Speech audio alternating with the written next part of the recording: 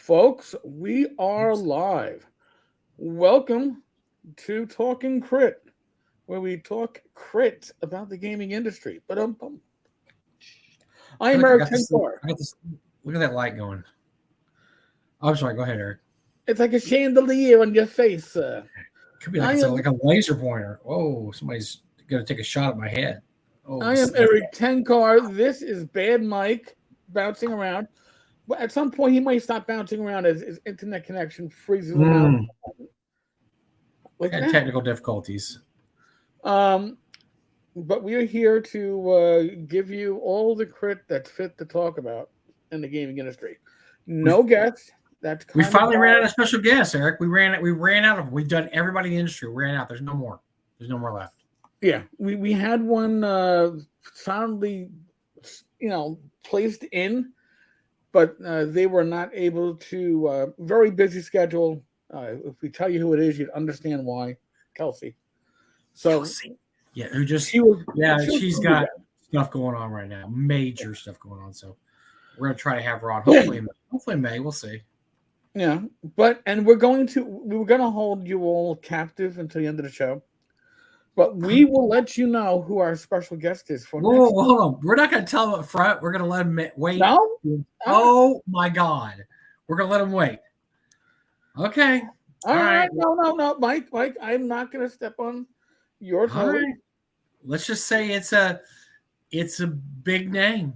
I'm just telling you, it's big and beautiful. And I can't believe Eric's that mean to you guys. That Eric is that cruel to our audience. He's going to make you wait 2 hours to hear. Oh wait, no, I was gonna say now. I was gonna give it to Oh, him you're now. going to say now? Okay, yeah. Well, let's I let thought people you were know. saying no. You can't tell them now. I was like, I'm gonna tell No, you no. now. I want them. I can't keep a secret. Mike is bursting. He's gonna blow up. Almost literally. But all right, so Mike, do you want the privilege since you made this happen? Would you I like made to this happen because I posted all right, brother, take it to him. We'll talk about that tonight, about why I posted that. And he got back to me immediately and we started talking. And I said, hey, you've been on the show in a while. How would you like to come and talk about Gary Con and your new Kickstarter and all that stuff? So I think I'm giving it away right there. So yes, well, we have a Luke Gygax coming on next week. And it's been, we had him on last year, either right before, or right after Gary Con. He's a busy man. He's a busy guy.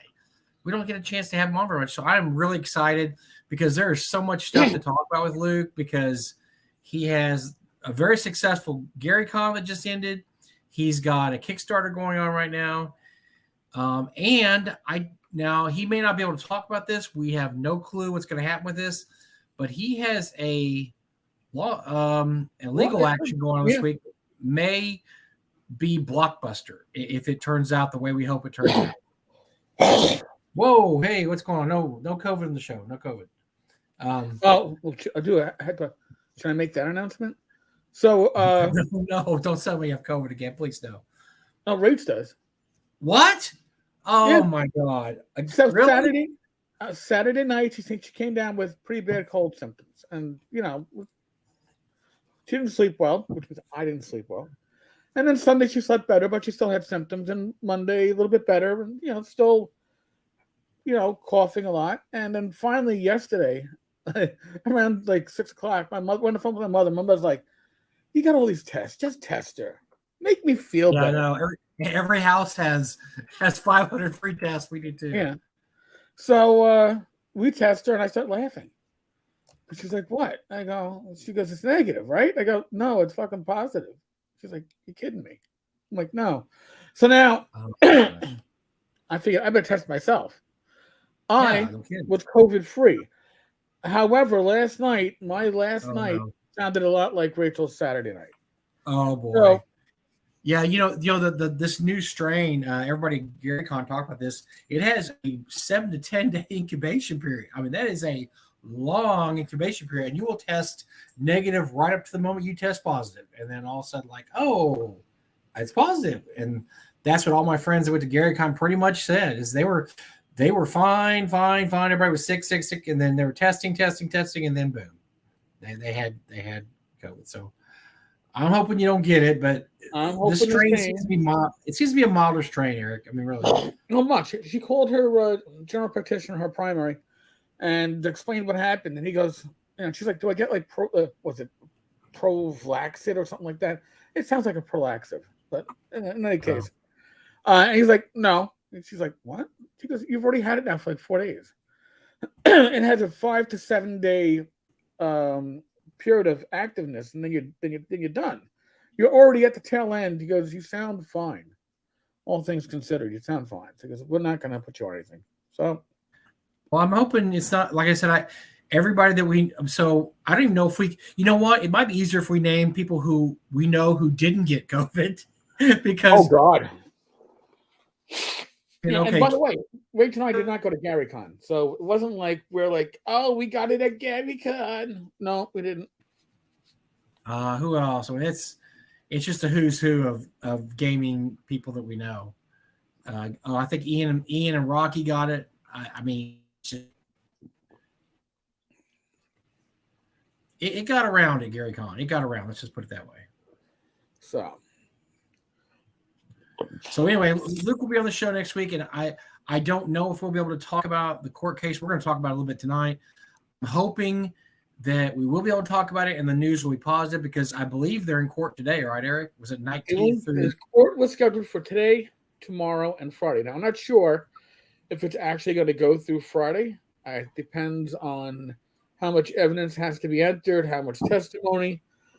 And when you read up on this, and the story is like, well, when Tom DeSanto was doing his research to license the IP of Gary Gygax from Gail Gygax, his research revealed the will. All right, I don't know if his research revealed the will. I had heard there was a will prior to all this, but essentially the estate was not valued at over 50 grand. It was not valued at anything of value, and nobody thought that it was going to produce money. And why fight over pennies? When you take 50K, Right. what's the 50K? You divide it amongst 6 children and 1 widow. There isn't that much left for anybody to do anything with. So that's what I had heard. I heard that too, and now we're finding out that maybe that estate. So Gail herself, and this is I don't think I'm talking out of school at all because I think she mentioned this. Gail thinks the estate's worth about $1 million. Now I think that's way too. Especially now he's killed the Gygax name to sell anything because she's Gygax material for what has it been over a decade now, and with no end in sight, and there's no memorial and this and that. I don't think it's worth $1 million, but the D&D movie and the Gary Con, this and that. I mean, there's Gary's name is still out there. I think it's worth something way more than $50,000. Oh well, we know it was worth more than $50,000 when, oh God, what's his name? The new person in charge of the Gygax Memorial Fund. Yeah. Oh God, I'm having a senior moment, folks. It'll come to me. But he was indexing Gary's collection for auction, and the first selection was estimated to go for over 50,000, and that was only the first selection. So once that happened, once that came out, it was like, oh, somebody's been not quite telling the truth. Well, you could probably add up all the auctions Paul Stormberg's had the past however many years, and I bet you, I know when he auctioned off the what's the magazine, the really hard to find. Gosh, I can't remember the name of it. There's there's only like 12 people that got them, and they had to do with war gaming, and they talked about D&D. Anyway, each one of those issues got like $20,000 a piece, and he auctioned like 10 of them. So this is what is being put into play right now. And now, I believe that Gail is still arguing that the collection is not valued at more than 50,000. Maybe what's left. All right, maybe what's left. I don't know, but If I was one of the children, and that would include Alex, her child, I would want this to play out in court. And if there's an inheritance for me, I'd like to see the inheritance. I understand that the Gygax Revocable Trust is in charge of Gary's collection and IP. This is what was explained to me Right. years ago by Gail or Gail's handler on social media. I am not sure which at this point. And that should Gail decease, her sister Her inherits. sister and brother-in-law, yes, the lawyer and the Yeah, yes, that they will get control of it. It doesn't go to any Gygaxes. It's if things go the way they are, a Gygax will never have control of this of the Gygax name ever again. it's not even her own offspring, Alex. It's not like you're gonna say, "Oh, I'm gonna give this to my kid." No, I'm giving this to my sister, and the justification, as I recall it, was, well, she gained with Gary, and she appreciated It's gaming. ludicrous. It's just ludicrous. Absolutely ludicrous. It's so if you like to see the good guys win, say a prayer for Luke. And that's why I came in contact with him. Get him text, and he replied back to me. So that's why we have him on next week. But yeah, it's really, God bless Gail. She's had a tough life. And if you see some of her posts that she makes while she's been maybe, I don't know, but the ones that she deletes the next morning, she gets up, she's having a rough time, and she's had a rough time the last 10 years. She hasn't been able to get the memorial built because she is a stickler about exactly where she wants it and what she wants it to be. And she's been in a fight with the Lake Geneva City Council for a decade. She's getting nothing done on that front. She has halted sales of everything, all the Legendary Adventure stuff, Castle's a Gig, anything that had Gary's name on it is not available for purchase for the last decade. I mean, look, it can't hurt to have the Gygax as a control of the Gygax name at this point, right? I mean, how much worse could they ruin the legacy at this point? I don't think they could, unless Ernie got a hold of it, maybe. Oops. But no, as long as if it goes into a trust for the Gygax kids, that's where it's supposed to be. Right. And that's what the will says. But it has to play out. Now, Mike, I don't know if you heard the rumors. I've gotten this from multiple sources that were at Gen Con, that Paul is pushing Gygax Memorial, I guess, 3.0. The initial. You told me about this. It blew my mind. So go ahead. Explain. All right. So we had the initial plan for the memorial, which was like what? Was the initial one done by like the guy who did the Fonzie statue? So first of all, the first thing was Elmore. Oh, it was Elmore. Like a life size, like human size. It was big. And then somehow she got on the trail of this guy that did the Fonzie statue in Minnesota or something, or Milwaukee or wherever he did it. And then so I don't know what happened with. I mean, it's just been back and forth. But I think the main sticking point is just the fact that she wants a certain location at the park they don't allow statues at. And she said that was Gary's favorite place. He'd like to go there to read when he was in high school, whatever, when he dropped out of high school. And that's the main sticking point. So how much did this fund get at first, Eric? What was the initial amount that was deposited? I believe it raised somewhere around $225,000, maybe a little bit more. Okay. Now, a lot of that money was donated by Wizards of the Coast. A lot of that money was money that was raised by the AD&D 1E core trilogy of books that were reprinted. The ones with the gold trim. Yep. A portion of those proceeds. Now, if you go on to drive-through and you happen to buy one of the PDFs of those first three, last I checked, they still say a portion of the proceeds will go toward this project. However, when I reached out to drive-through a number of years ago, they were like, we don't know anything about that. Now, it could be that Wizards of the Coast takes a portion of those monies and still pushes over to Gale. The only problem with that is, over the last, 4 or 5 years, the fund has taken in some years $10, some years, Treating the $100. fund It's not taking in money. Okay, not very well. it, No. it's just spending money. Now I don't know. Gail, back when I was really hounding the fund, Gail promised that there was going to be an audit. And Yeah. then shortly after she promised there was going to be an audit, she deleted that comment on Facebook that there was going to be an audit.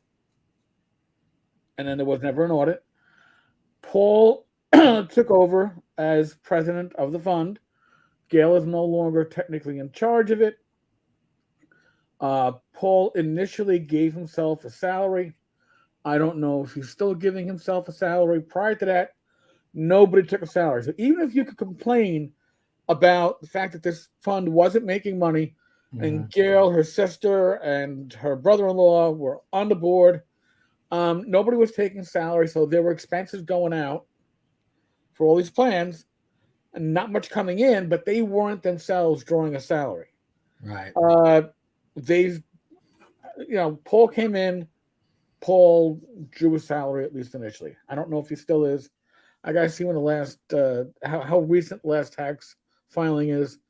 It's always been a little bit slow with the fund to see it. So now there's a new plan, and the new plan includes crowdfunding this summer and having people buy bricks. Now, just to tell you how long this idea of bricks to It's fund been it, so you got in trouble for this. You got in I trouble for bricks, Eric. I got in trouble for bricks. I was still working. All right. Actually, I think, yeah. So we're going back over 7 years when she started talking about she was going to fund the upkeep of this by selling bricks with people's names on it. Well, now she's back to selling bricks to fund it because although there should still be about $200,000 left in this fund, it does nothing and earns no interest. Blows my mind that you can have $200,000 sitting around in an account and it earns no interest. Right now, by the way, Apple is paying over 4% for a savings account. Go figure that shit out.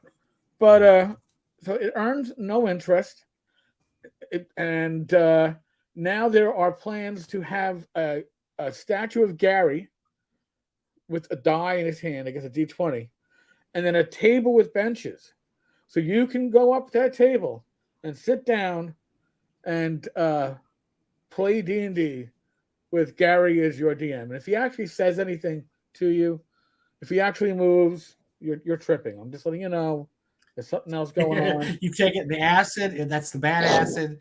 It's Yeah. not. It's the yellow acid. Don't take the yellow acid. Just take the brown acid.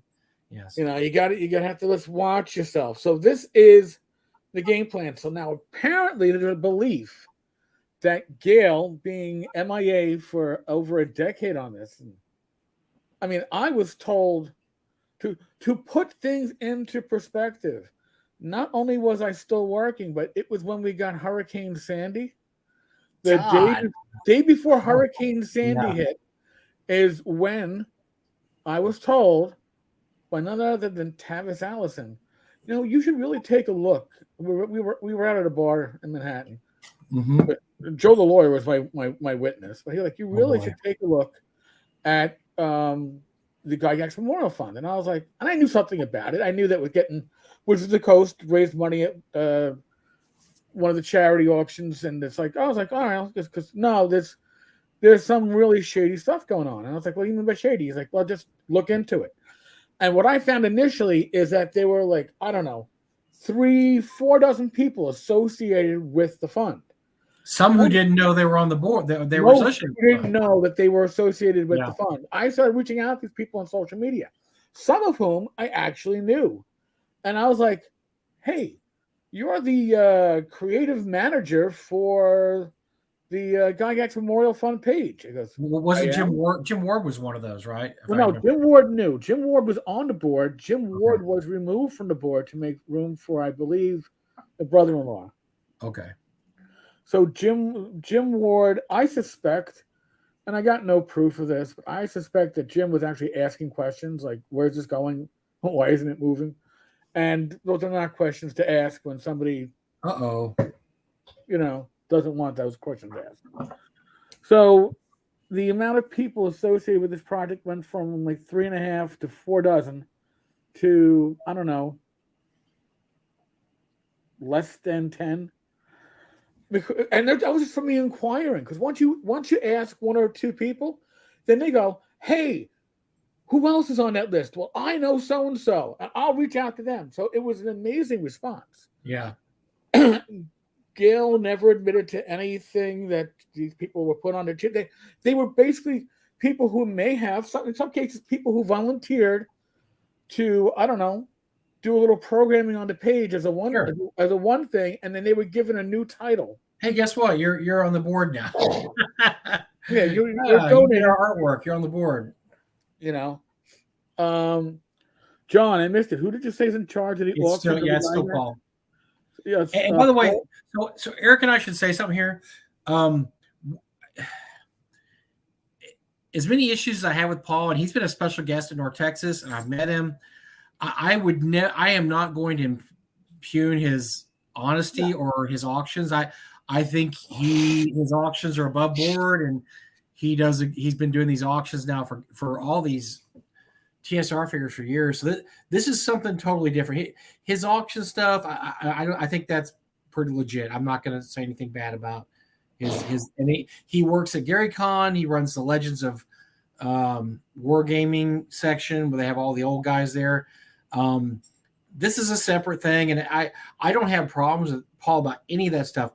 I do have some problems with him about the estate stuff, because I think that, and this is totally my opinion, and Eric may not even agree with me, I don't know, but I know for a fact, because Doug talked to Paul a lot when he acquired the Gygax collection, and Paul had unlimited access. Basically, everything in the Gygax base was shipped to Paul.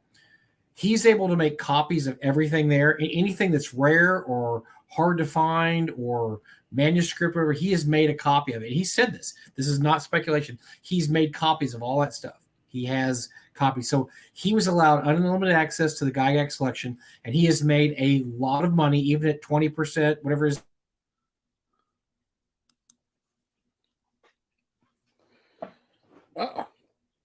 We got a frozen Michael.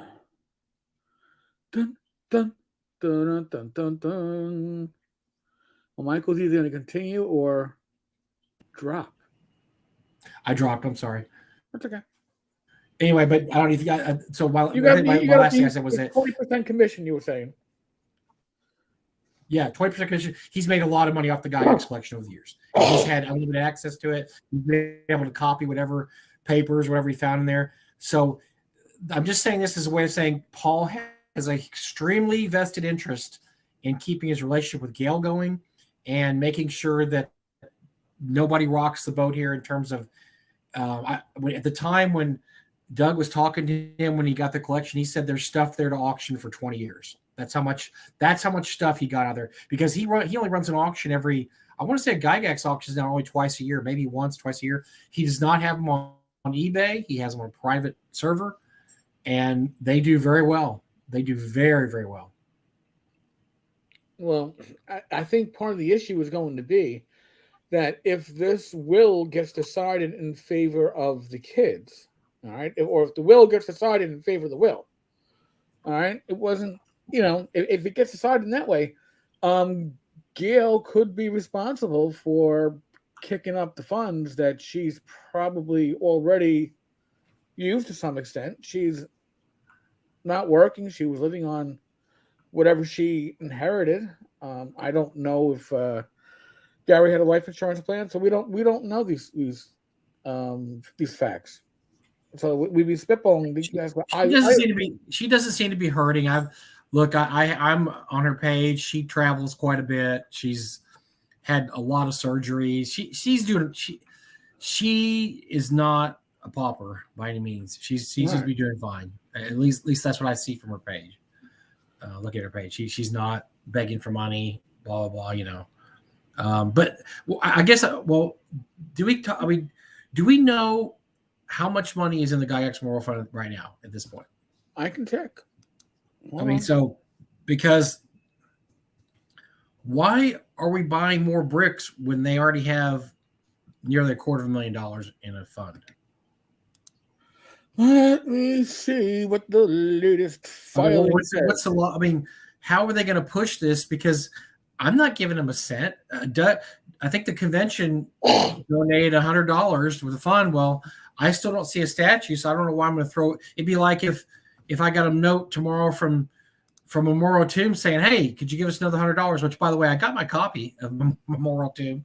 Oh, look at that. So they made $20. Boy, they are not investing that money very well, are they? Oh, so now, Mike, let me just tell you. So right now, for 2020, now we don't have 2021 or 2022 yet. Right. 2021 should it 2020 was found in September of 2021. We should be seeing 2021's numbers already in, but they're not listed yet. So 195,000 and change is where it's at now. That's not horrible. That means they've only lost about $5,000 over the past decade. Well, they lost they lost a lot more than that. So they lost 60. Oh dear. 66, almost 6,700 in 2020. Oh, well, that's not, well, that's still. 2019, they raised $101 and had expenses of $3,200. Oh dear God. Mike, look at this. Now 2018, $10 again, $6,800 out. But wait, all right. 2017, you could say they did well. They raised 235, and only put out about 1,900 after all that. Okay. Oh, look, 2016, $10 again, and 3,300 out. Am I wrong and to be skeptical and say this revenue seems like be like placeholders almost? Like, yeah, we'll put down we made $10. Well, I think this is when they were doing things like, hey, Paul, thank you for your donation. Your pencil is in the mail, or some shit like that. Yeah. I really couldn't tell you, but at least before that, they were making a couple of hundred. Now, 2013. The numbers you're showing now are back when people actually thought something was going to happen. So they were buying T-shirts and this and that. And then as the years have gone on, she's disappeared off the face of the earth in terms of having anything to do with a memorial. So, yeah, the numbers have dropped off. How much is getting in? And these numbers here, see, 123, 16. This is money I would assume from either the Gen Con convention. That was Gen Con in 2012. That was the auction. The 123, I think, was the auction from Gen. And 94, that was the reprints. For the gold reprint. So that's why there's those two huge numbers there. Then after that, they forgot how to market. They go, we don't know how to market. Yeah. We don't know how to sell anything. Yeah, we don't know what we're doing. So they hit a high of 222, apparently. And now they're sitting at under 200. Wow. Again, now I've made this comment. I've spoken to people that are involved in investing or even in nonprofits. And usually you have your money in an interest earning account. It might be a low interest rate. You might get low interest, but just something. Yeah, something. If you're getting 1% on 200,000, you're getting $2,000. That would have covered a good portion of these losses over the years. So that's always been a question for me. I can speculate, but I don't know now. Paul took over in 2019. And Paul's compensation in 2019 was $2,500 as vice president. So he didn't take over. He was vice president. And by the way, that number is not over the top or ridiculous. No. I mean, I know people that have looted funds like this. My stepbrothers had their father died, left money in a trust, and the trustee looted the money, and he was paying himself like $60,000 a year to do nothing, just to drain the trust. Because he could, he could, So, but now that was the first time anybody had taken a salary or compensation for being on the keyboard. Yeah. So when you go back, nobody else had taken money from the board. Actually, the board members weren't even listed in 2011 and 2012 and 2013. So this is. Now they're going to sell bricks to fund this. Now I don't believe, and I used to actually, oh God help me, spend time on and looking up the Lake Geneva minutes for all their meetings. Yeah, for the city council meetings, yes. And my God, that was painful. Oh yeah. And because I wanted to find out what was going on with this, because this was never ending, and they weren't going to give her the spot that Gary wanted, Right. or the spot that she wanted. They had a spot, it just wasn't good enough for her. But the statue, as far as I can tell, has never gotten really anywhere, and the fund is bleeding money. Obviously, you're not going to be able to put together a life-size bench table with the word of Greyhawk on the table, by the way, etched into it, and a full-size statue of Gary as your DM. I don't think you can do that for 195K. Yeah, So that's probably the issue here, because right now the only memorial to Gary is the stone that the kids bought, which everybody takes their picture by. You've seen it a million times. That's the one when people go to the lake, they all put their dice on it, and they lay next to it, take pictures. So that right now is the only memorial. I don't know how much that cost the kids, but I think Gail did a disservice by not putting something up, because I'll tell you what, Eric, if she had gotten something up, maybe not in the exact place she wanted, but just something up. Oh no, Eric's losing along right now. I think people would be more amenable to saying, yeah, sure. You want to build something nicer? We'll pay $100 for your brick or $10 for your brick. right. But just the fact that this is just rolled on for over a decade with no action, it makes me, like I said, it reminds me a lot of Memorial Tomb. Memorial Tomb got the money, and the money sat there in a fund for 6 or 7 years, and it wasn't like they were looting the fund. And I don't think this fund's being looted. No. If it was looted, we'd see half the money in there now. Okay, there's something going on, there's no money. It's not being looted, but nothing's being done. That was the same thing with Memorial too. I mean, nothing was being done. So if Ernie and Benoit had come and said, hey, we need some more money, we're going to do an extra version of this, we would have laughed at him and said, no, right. get out what you're going to get out. I'm saying the same thing to Gail. If you want me to buy a brick, show me something going on. I don't see anything happening, and there's no way I'm going to give you money for this. So yeah, I mean, again, the bricks is not a new idea, but before, right, the bricks weren't to fund the actual memorial. The bricks were meant to fund the upkeep, because that's another thing that's not mentioned, at least not by Gail initially, is that Lake Geneva requires upkeep to be paid on a yearly basis. They need a fund set up that will pay out into perpetuity. Nice. That will Proof of Life Memorial Tomb does exist, the box set, and here's 2 books that came with it. So there is Proof of Life. I am going to give all praise to Troll Lord Games. Thank you, Chenault. You guys did a great job. And Zach once told me that this will never see the light of day. Zach, you're wrong, because the Chenaults kicked ass and made it happen. I'm sorry. Go ahead, Eric. No, listen, I'm going to say something that part of it pains me partly to say this because of the way Ernie has treated not just me and, by extension, my wife. Yeah. In recent years, but Ernie did something very wise. Yes, I know. It sounds like an oxymoron. And very unlike what you think Ernie would do. Very unlike what you think he would do. He put the monies from this Kickstarter into a business account. Now, I had people telling me, "Oh, there's probably no money left. I'm sure Benoit spent it all." Benoit didn't have access to it. No. All right. Ernie had access to the money. Ernie spent money on issues related to the Kickstarter, certainly. But he didn't raise the funds. He didn't turn it into his I got sick, I need to pay bills fund. Gareth Skarka. Yeah. Oh, sorry, I had to cough. I think I might have COVID. Are we talking about Gareth the Hutt? That what we're talking about? Who, by the way, Gareth is taking freelance work right now. We'll talk. Yeah, we'll talk about that a little. We'll get to that in a bit.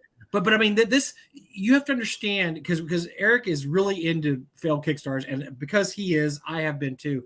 You have to understand how rare this is, that somebody actually, after 7 years, has all the money. That was it's unprecedented that Ernie didn't spend that money, because that's what happened. That's how every failed Kickstarter goes.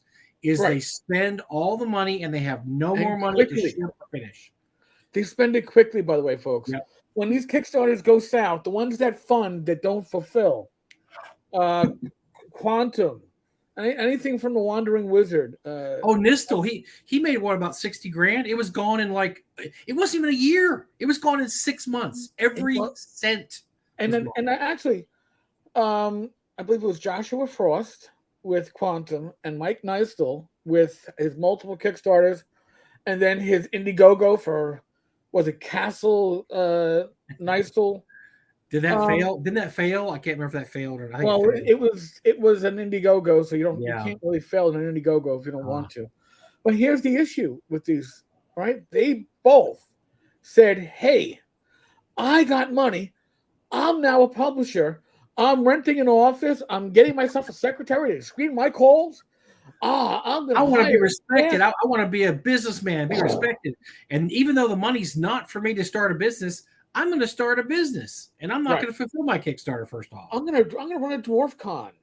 Dwarf Con. That was the other thing. So Mike tried to run Dwarf Con in Austin, and he actually rented the place and had all the vendors set up, and he flaked out on that and kept everybody's money because he had already lost his money by then. That was supposed to be a summer convention.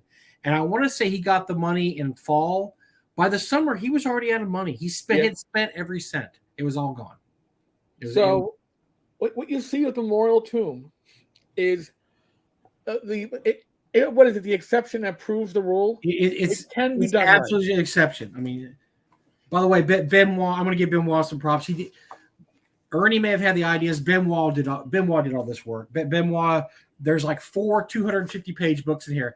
Now it's very dense, and you're probably not going to use it all because the shine's off the whatever.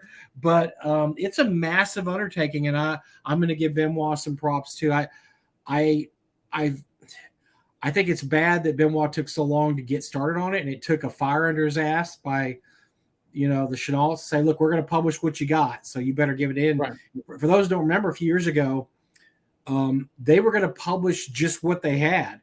And Benoit begged them to no, I've got all this other stuff I want to do. And they said, okay, as long as we get a file from you every Monday that has new material in there, we will hold off publishing it. But if that happens, if you miss 1 week, we're going to publish it. And you and I both said there's no way he does it longer than a month, right? We were like, oh, right. And it's not a cut on Ben. Yeah, it's just human nature. It's just so much work too. It was so much stuff, and to Ben's credit, he hit every single week, and he did this for I want to say he started in August and got it finished in February. I mean, he hit every week new material, and that's why it's it's a gigantically massive box set. So, props to Ben too. Like I said, nobody does this, and look, as much as we bag on Ernie, which is basically which he deserves most of the time. The fact he didn't spend the money is amazing. It just doesn't happen. If you look at Kickstarter and when they fail, nobody does that. Nobody just sticks the money in a fund and says, I'm not going to touch it. And they have the strength of will to say, nope, I am not going to raid that fund. And look, Ernie's not a rich guy. He doesn't live in a mansion. No. The temptation would have been huge for him, just you know what? I'm going to take out 10 grand for living expenses or whatever. And the fact he didn't has to go in his favor. Now, I have issues with him, a lot of other stuff, but I mean, for that, it's a unicorn. Nobody does that. And so I'm actually a little surprised, to be honest with you, that the Memorial Fund, the Gygax Memorial Fund hasn't been looted either. But well, here, I'm going to address something that Mr. Gunn just said. Okay. Tenkar, Bad Mike, is the implication that the monies collected from Memorial Fund had been misappropriated vis-a-vis board salaries. There was only 1 year where anybody in the board collected a salary. Yeah. It was $2,500 back in 2019, 2018. So no, it wasn't by board salaries. It was by designing memorials that were never going to happen. It was basically by inaction. The fact that Gale's had this money for over a decade and has literally done nothing with it. That's a crime, man. I mean, and like Eric said, you can invest the money in the lowest yield fund known to man and make 1% or something, or sell T-shirts or caps, or I mean whatever, and they've just done nothing and let that money sit there. And I'll tell you what they've done, Eric. They have squandered goodwill, because when Gary, and you remember this, when Gary passed away in 2009, right? 2009, there was an outpouring of emotion, positive for Gail and for Alex and for the whole Gygaxes. And that was kind of in when Gary Con was formed, that's when everybody was like, we need to do something to memorialize Gary. And you know what? Gail went to the first few Gary Cons and she supported that too. And everybody was supporting them. And because of her inaction, and first of all, because of her actions of yanking all the material that Gary had in print at the point, and then her inaction of never putting any of that back in print and then doing nothing with his name, she's lost a ton of goodwill. And I'm not saying anything illegal happened or any malfeasance. It's just that the inaction on her part has killed me from ever wanting to support anything she does. Oh, God. And remember when she was going to remember she even went as far a few years, she was going to make a rival con to Gary Con. And it was going to be just like Lanassa's stupid con. It was going to be the same weekend as Gary Con, but it's going to be downtown, this and that. So she was kind of like pushing the Lanassa narrative before that ever happened. And those never happened. Those never happened either. And she had all these grand plans. Her and her sister were going to go to schools, and they were going to have learning stuff having to do with D&D, and that never happened. None of this stuff ever happened. It never happened. It just didn't. If it had happened, it would have been detailed in the tax filings, and it never was. It's mentioned that this is part of the plan for the nonprofit to do, right? But it never happened. That's something that was easy enough to have done in Gary's memory. Give away scholarships. That's nothing else they planned on doing. Never happened. Now, I mean, it's frustrating. Now, again, Ernie, when I went to my first Gary Con, Ernie reached out to me and he's like, "Hey, listen, we need to sit down for about a half an hour.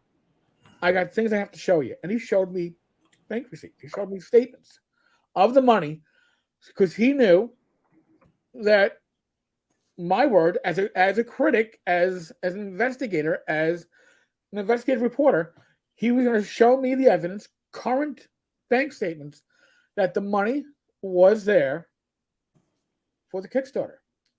And that surprised me. Mm-hmm. I'm not gonna. I will never. It's a unicorn. I'm serious. Do any studies of this, and we're not exaggerating. This is a unicorn. This doesn't happen. So, kudos for that. And this kind of goes to the thing that bad people aren't all bad and good people aren't all good. You know what I'm saying? I mean, and that's some of these people that get bagged on their whole life. Well, maybe Justin, he's pretty much a miserable human being, but everybody else, most people have good sides and bad sides. And, right. And Ernie's good side was he didn't go into temptation and loot the fund. And his bad side is he got mixed up with Justin, and we all know what's gone on with that. So, I mean, nobody is all bad or all good. And people in the political climate we're in now, unfortunately, it's degenerated to you're either for me or you're against me. There's no in between. There's nothing. You're either my most bosom buddy of all time or you're my worst enemy. Right. And life just isn't like that. And so, we can praise Ernie for not blowing all the money, and then we can say, my God, what were you thinking the last 2 years? What have you been thinking? And we can praise Benoit for saying, hey, man, you did some amazing work with this and got this done. And then say, what did you do for the 5 years before that? What were you doing? You got this out in a year? You could, what? But, it's complicated. It's complicated. Well, I personally think that they bit off more than they could actually provide as a two-man crew. And they went into this, neither one of them really having experience running a project of this size and this impact and this amount of funding and this amount of writing and art. And they were overwhelmed. And Ernie stepped away from the project early on, except for keeping the money safe. and a lot of it was thrown into Benoit's lap. And I've heard people say a lot of shit about Benoit. Listen, say what you want. You wouldn't have this thing shipping. I don't have mine yet, by the way. Yeah, You wouldn't they're have. shipping very slow, very slowly, very slow. And I have a feeling because this was pretty much. I'm just going to absolute speculation here. I believe that Charlord went through all the money that was in the fund, probably used everything. Right. This is coming. I bet this is coming out of their pockets, and so they are probably shipping when they have an extra time to ship a few boxes here and a few boxes there. And it's not a priority. It's not like, okay, we're gonna get all this stuff by next week. Look, most people have been waiting 7 years anyway. We're just gonna have to wait a few more months. I mean, I can't believe I got mine this early. I figured I was gonna, because I don't think I backed it really quickly. I think they were going in the order it was backed, and so I think I was thinking, well, maybe I don't know, it's gonna be a few months, but yeah, I think they're doing this when they have when they have the extra time and money to do it. I don't think this is a priority, and so I believe everybody's going to get it. It's just going to take a while, and I'm surprised. You just don't see stories like this. I did read a couple stories out when this happened. I looked up, basically Kickstarters that were funded 5 or more years after they funded. There's a few. There actually is a few. It's crazy. There's a few that have taken that long to get funded, but for the most part, if you don't see your shit in a year or two, Eric, you're probably done, right? You're not going to. Yeah. I mean, there are exceptions, but part of the problem with a lot of this becomes when you fall behind, you turn to radio silence because you don't want to hear your critics. All right, we've seen that with Gareth Skarka on Far West. We've seen it on other projects from other creators. When you can't get your stuff out, you don't want to hear the critics because, and I understand why, it's not a valid reason, but I understand the reason. It's because if you're already falling into a depression that you can't get the work done, sure, your critics just, it resonates and it makes those voices even louder. And if you're someone, and I'm not speculating, I'm just throwing this out there, I believe that Gareth has said that he has health issues on multiple levels, that this can, be impactful. Like my issue with Gareth isn't just the fact that this project is, my marriage is almost 11 and a half years old. This project is almost 11 and a half years old. Okay. My issue is and somebody did rightfully point this out, and I wonder if we could do this as a project. If we could put out a pay what you want product that takes every tweet that Gareth has tweeted since the project went live till now, how many pages of tweets would that be? He is quite an active tweeter. He is quite active in that regard, but he's just not that active to get sitting down and actually writing shit. And another problem with Gareth is that he wrote under when he was persona non grata because of this project being very late. He was also someone who had been working on the Star Trek RPG for Modiaphus. Yep. So, he apparently and this was, I give a lot of credit to the sleuths on the internet in our community. Yeah. Some of them become sources of mine. Many of them aren't.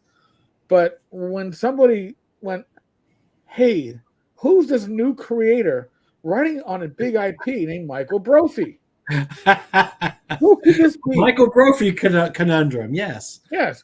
So it's like, well, let's figure this out. And it's like, well, all right. So Gareth Michael Skarka, Michael is his middle name. And then somebody went, hey, look at, I'm not sure if it was his mother's or his grandmother's maiden name was Brophy. Oh, boy. If you're going to do something like that, don't leave a trail. All right? No, so, I call myself Zach Glazer, and that way nobody'd ever find me. So, wait, hold on. I think that day's been used. Never mind. Yeah, you're in the wrong state. But so these are little things. If you're going to write under a pen name, I know some people go, well, it has to be a pen name that means something to me. Well, you know what? No, your pen name, especially if you're trying to hide yourself from doing work from the general public that's upset with you, don't make it one that people are going to figure out. So the famous science fiction writer Robert Silverberg After he died, his son revealed he used to write porn under an alias. Like the dad, you would never know it was Robert Silverberg. I mean, the name was totally different.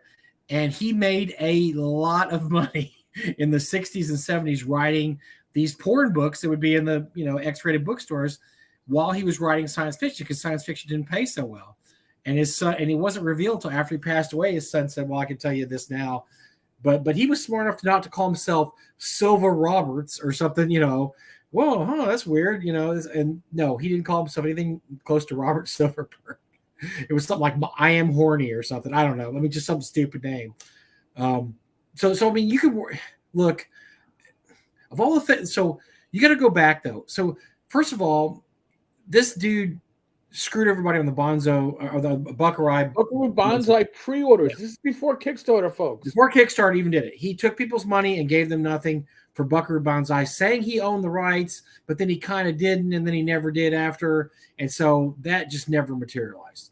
So the biggest, and Eric, you and I have talked about this before. I mean, I don't know how many new viewers we have here, but the reason nobody cares about Mike Nistel is because eventually he came out and said, "I'm a piece of shit. Yep. I blew all the money. I shouldn't be even working in gaming anymore. And I'm sorry. I'm a horrible businessman. I'm a horrible businessman." And then he walked off. He walked off and said, and I haven't seen his name in anything. I have seen him around the periphery of gaming, but not, hey, I'm going to have another Kickstarter, this and that. No, he left and said that this isn't my deal. Yes. The problem with Gareth is he has continually lied over the last decade. He is troll. I think he trolls. I think it's a troll now. I think it's a obsession with him to say this is going to keep coming out when it's pretty obvious it's never going to come out. And it's never been written. And so the fact that he has not fallen on his sword and said, "Look, I am sorry. This is not going to happen." Oh yeah. And one of these comes out every 6 months or so? Well, now I'm surprised he's not naming his partner, Eric Troutman. Eric Troutman, I'm not sure if it's formerly or still Love West End Games. So he says he handed the manuscript over a while ago, right? Okay. And it's in Eric's hands. So basically, I have nothing to do with anything. Now, by the way, if you're like me, a fool, that I think I was in for 150 because I wanted the artwork. I'll pull up the artwork after. You got that kick-ass art, though, man. You got that kick-ass art.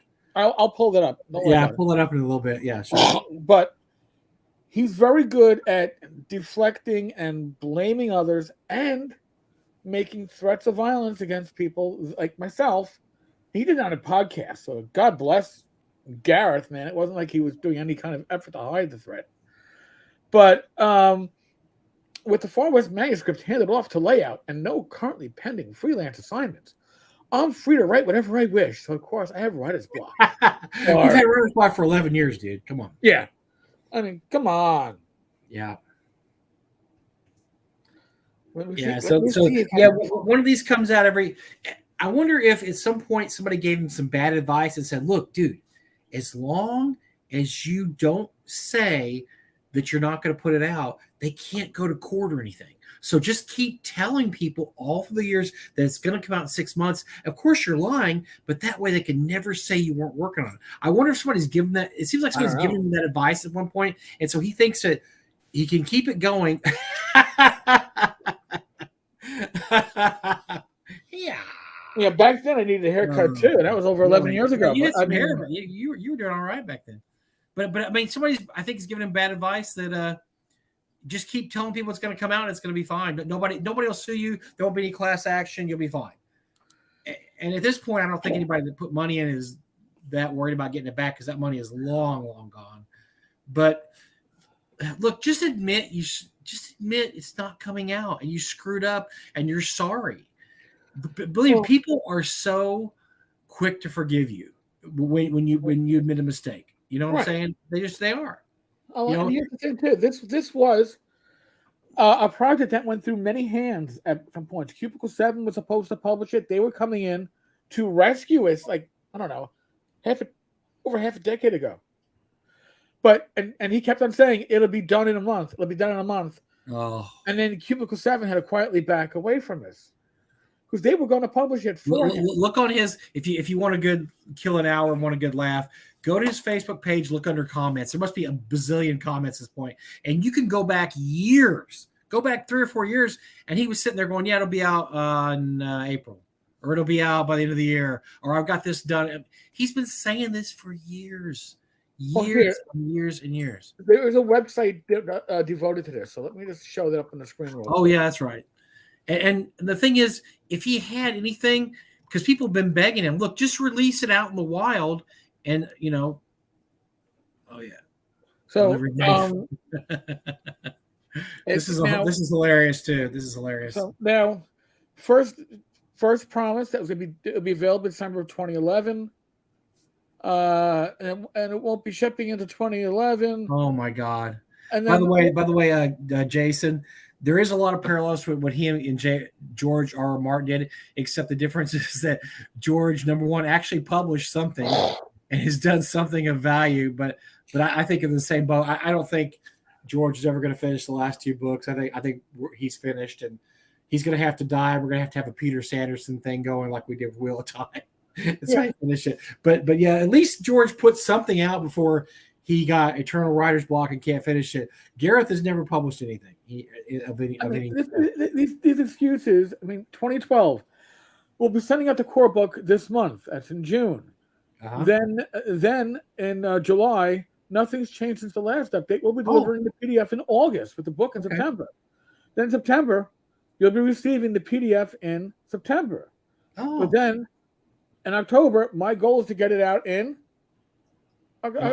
October. I'm sorry. And he keeps on pushing it and pushing it. Ridiculous. And then at some point, he became quiet for a while. Because... Well, remember when I think I speculated at one point around this time that I think he was living on top of a nuclear waste dump because he must have lost like 5 pets in the period of 2 years. And whenever he lost a pet, he couldn't work for like 6 months because he was so sad. And so he'd lose a cat, like, oh my God, my cat Milo's dead. I can't work. And then he'd lose a dog, and then a hamster, and then a fox, and then another cat. And then I think relatives of his died too, because, in 10 years, people that are going to die. I mean, it's just going to happen, but those were always excuses. Somebody passed away and, oh my God, I can't work anymore. And I can't. And by the way, during a period when people got a lot done because they were stuck at home, the pandemic, he still got nothing done. And he was just sitting at home for 3 years. Well, here's an update from 2016. Oh, okay. That's right. December 15th, 2015. This is the current situation. You will have Chapter 9, Furious Action, the rule system, before Christmas. The other remaining chapters, Chapter 10, Chapter 11, the setting, and Chapter 12, the narrator's guide, will follow quickly thereafter. Given the possibility of dog-related emergencies, I am expecting to have the whole thing in your inboxes by the time I return to teaching in the last week of dog-related emergencies. We don't like dog-related emergencies. Yes. That was 7 years ago. That was 7 fucking years ago. I mean, so that's before this cat was born, and he's only 6 years old.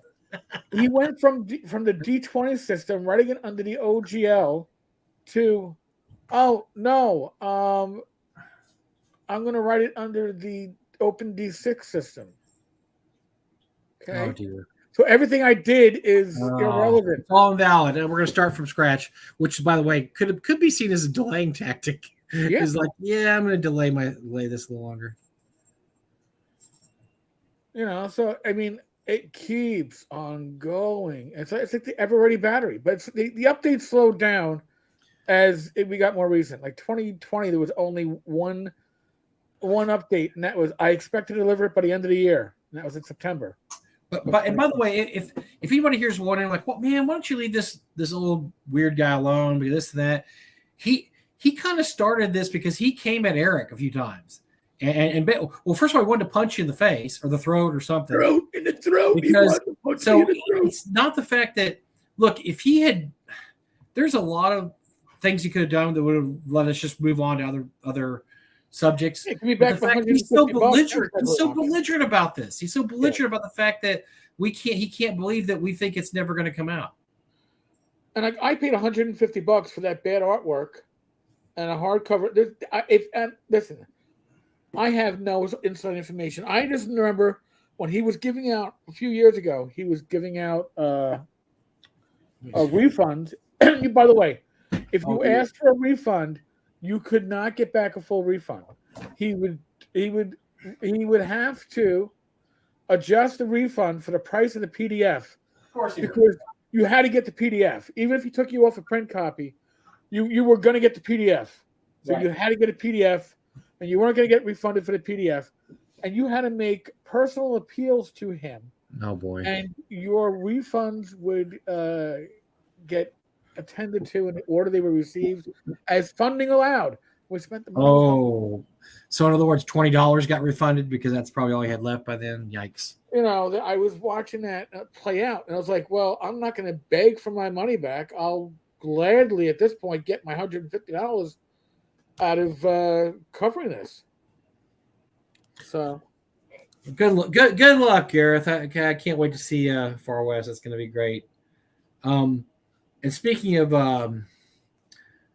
worthless pieces of shit, there was a court settlement this week too. There was a court settlement that we both talked about that we found amusing, and this is my ever continuing parable that the United States is a great place to live. I know that we have horrible gun violence. I know we've got other things wrong, but one thing we have in our country, Eric, is free speech.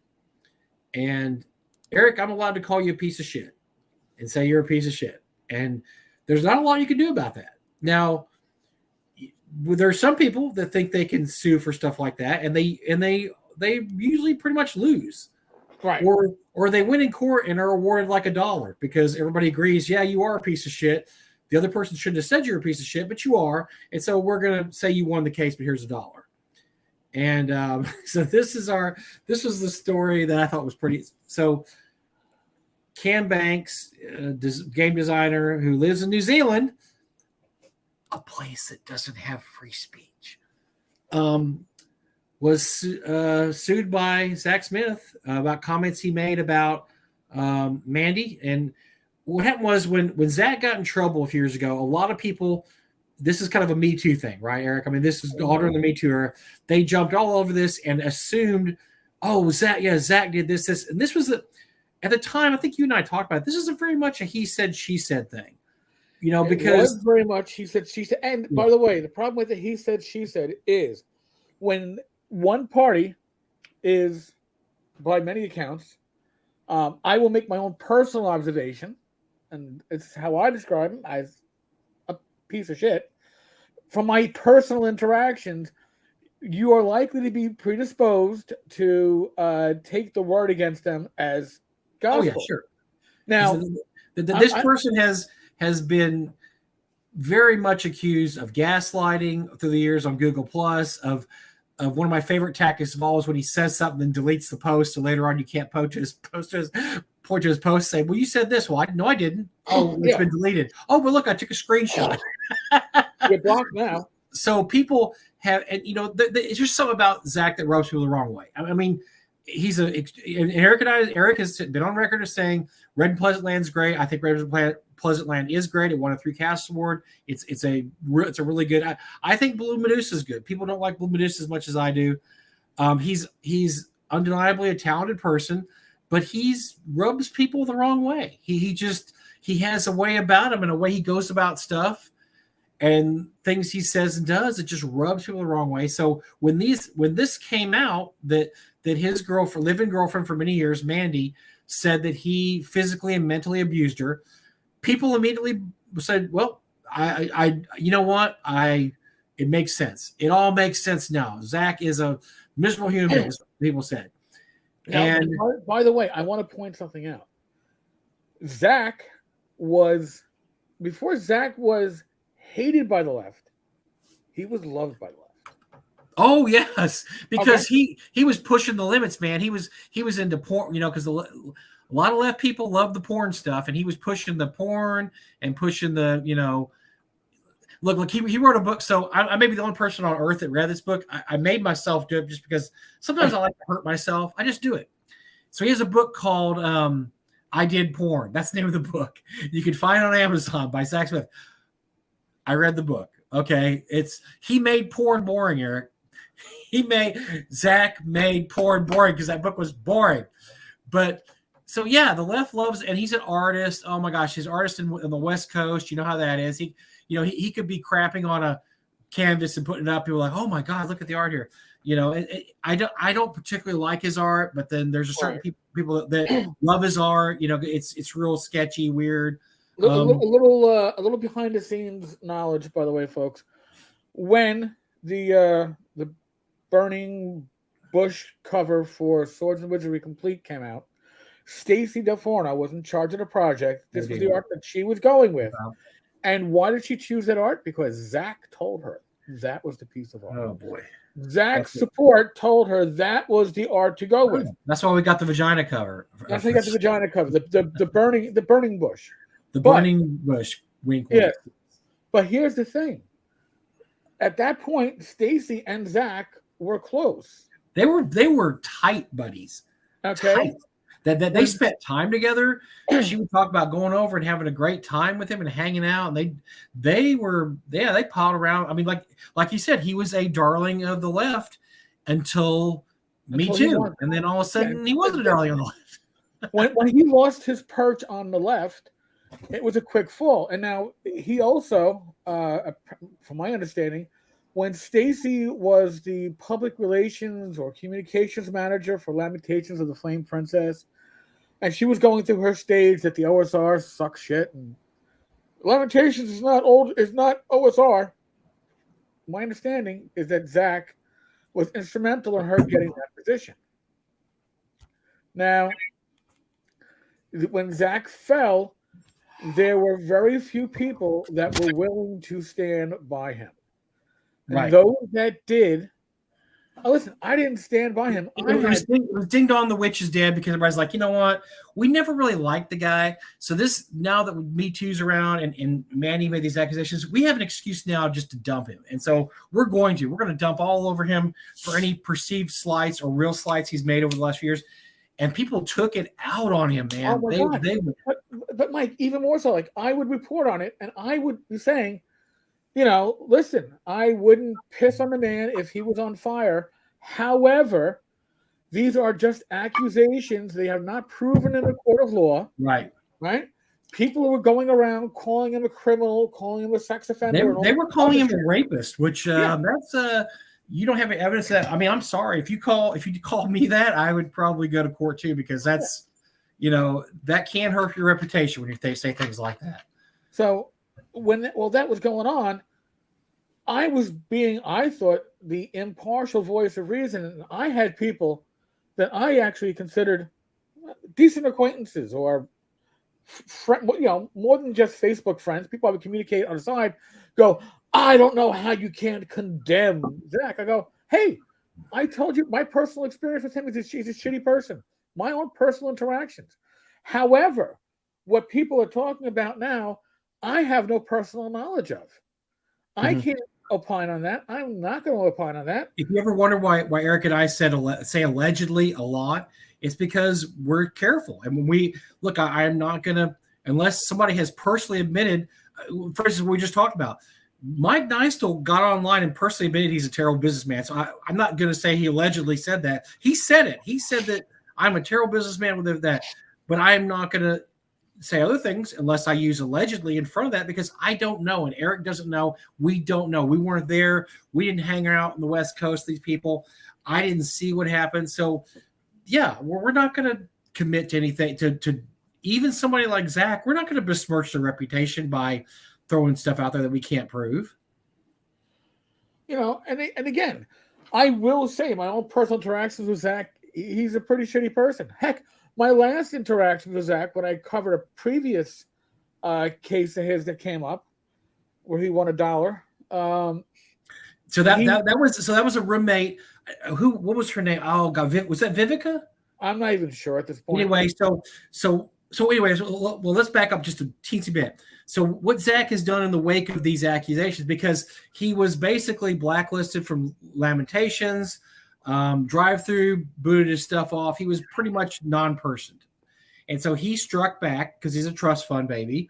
The way he knows how is that he would bring people to court in countries that don't have free speech enshrined in their constitution.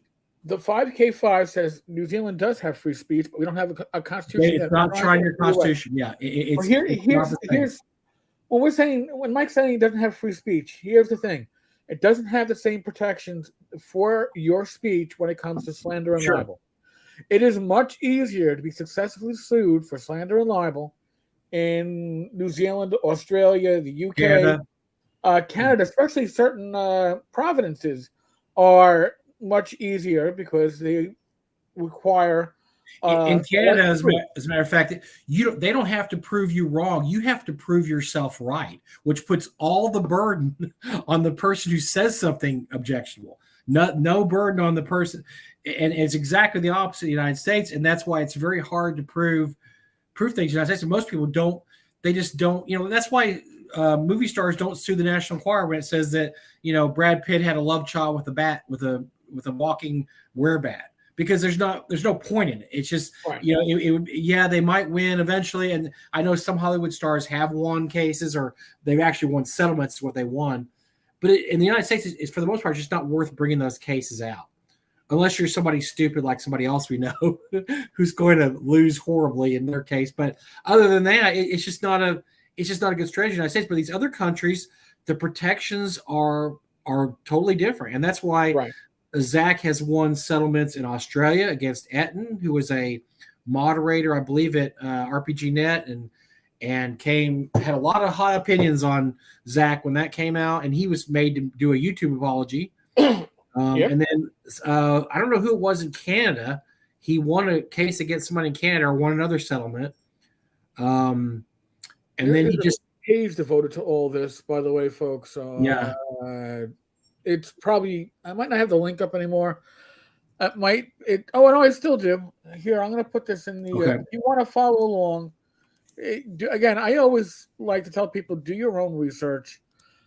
Mike and I, we like to support everything that we do by having links and having places you guys can find out for your own. I'm putting this link up in the chat. Okay. K5K, I'm just making the point that the case, so the settlement that Cam Banks had to do would not have happened in the United States. It just wouldn't have happened. He could have brought it to court. So the case he did bring to court in the United States was a roommate of theirs. So they had a roommate. I want to say it's Vivica. Maybe I'm wrong. I don't know. And the roommate alleged a lot of things about Zach that were basically, when it came down to it, were unprovable because Zach found witnesses. So this person said that Zach abused her physically and mentally to the point where she couldn't function for years. And then Zach pointed out, well, why did you live with us for 3 years then? And then when we moved across the state, you moved in with us again. And then you had threesomes with me and Mandy and this, and you did all this stuff. So if you were such a horrible, if this is so horrible, why did you keep coming back and this and that? And Zach presented witnesses and said, oh yeah, this person was happy when she lived with them. Everything was doing great. So that case was basically one of the merits. Yeah, that was Vivka Gray. Yeah, that was Vivka Gray. Okay. She couldn't prove that the things that she said happened to her actually happened to her. So the verdict of the jury was that, yes, you couldn't prove it was true, but they awarded Zach $1. And so if you know anything about how court things work, this is pretty much a jury saying, we believe you, but we still think you're a piece of garbage.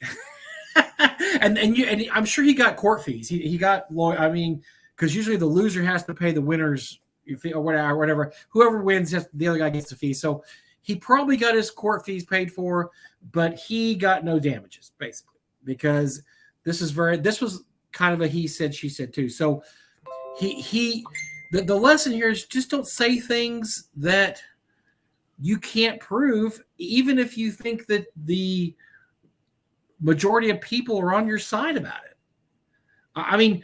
Zach, Eric and I just bagged on Gareth. We didn't say anything that was false or that we didn't know. I wouldn't say that. We just said, what's public knowledge. And the problem was a lot of people jumped on the boat and immediately just went ballistic. Like, oh my gosh, yeah, I always knew this guy was this and that and did whatever.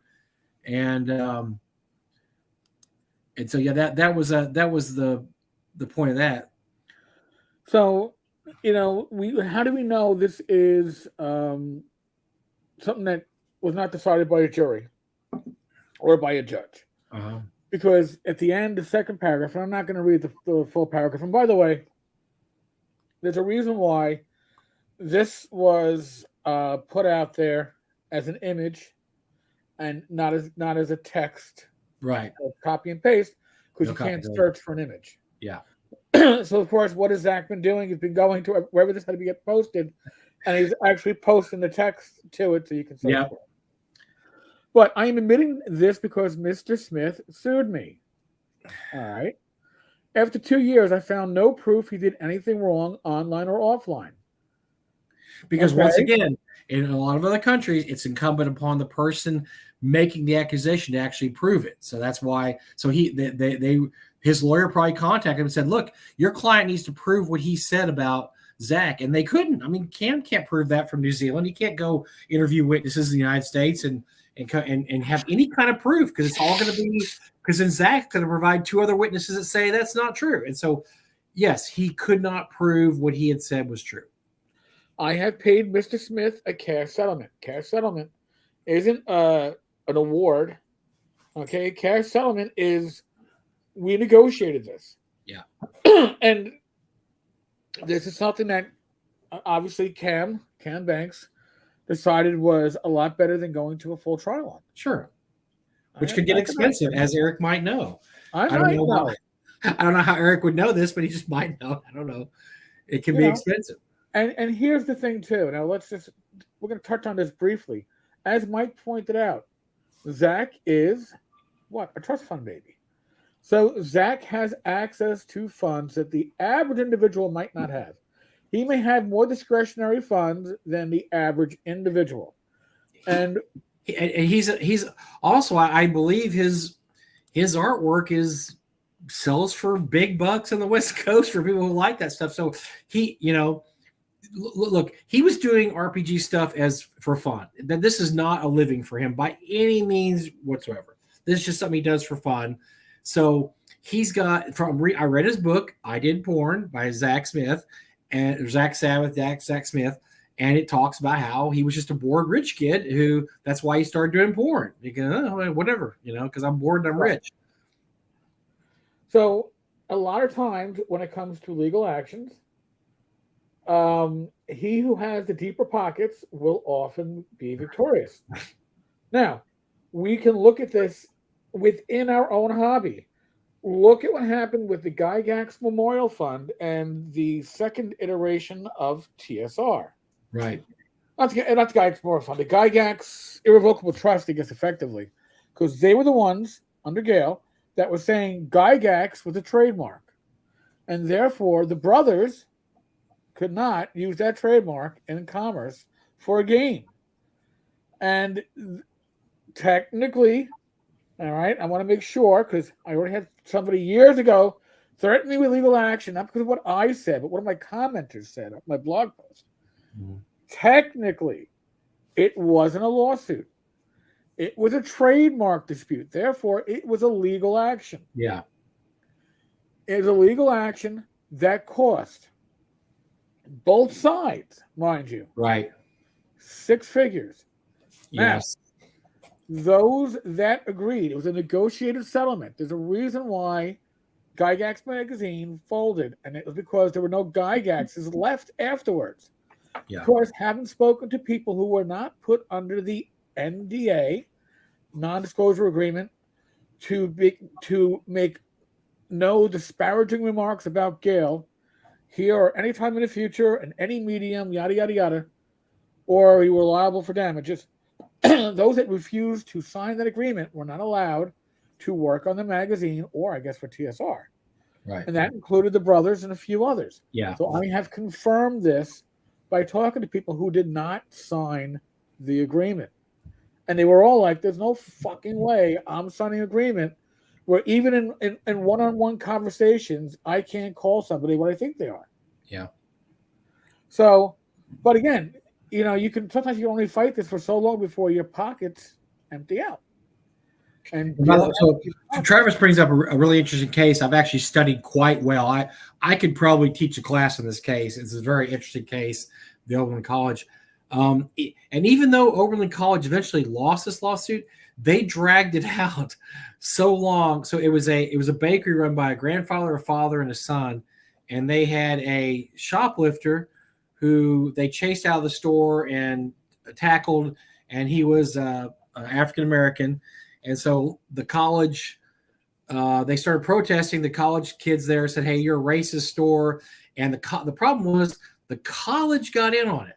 They said, "Yeah, they are," and they started supporting the kids in this, not covertly but overtly, saying, "Oh yeah, this we've known these guys have been racist for a long time. We use them. We use the bakery. We're going to stop using it. And by the way, if you guys protesting the school want to come in and use our copier to put out flyers to say this bakery's," so that was the main thing, is they allowed college campus to be used for meetings with this protest group. So I was going to say, even though the bakery eventually won a $13 million suit, the grandfather and the father both passed away. That's how long this lawsuit took to wind through the courts. So sometimes people settle just because they don't want to wait 7, 8, Right. 9, 10 years for this. I mean, this stuff doesn't just go. Look at the WotC and TSR's lawsuit. That's still not even going to come up until in October. I mean, that's been a year and a half, almost 2 years. I mean, these things just take a long time. And some people will just settle rather than say, "My God, I don't want to have to worry about this for 7, 8, 9, 10 years." Now, if I knew I was going to get $32 million, I'd probably suffer through 10 years of court because, what can you say? I mean, eventually you're going to get paid, but they were never 100% sure they were going to get paid. I mean, the defamation suit seemed like it was in pretty solid ground, but that's another thing, is you don't know what juries are going to do. A jury could just do something weird, and so even though everything looks great, you might be scared, like, if you were, said something about Zach, and Zach said, "Well, I'm going to sue you," and say, "Oh, well, I think I'm in the right." Your lawyer would say, "You're going to win this case 95% of the time."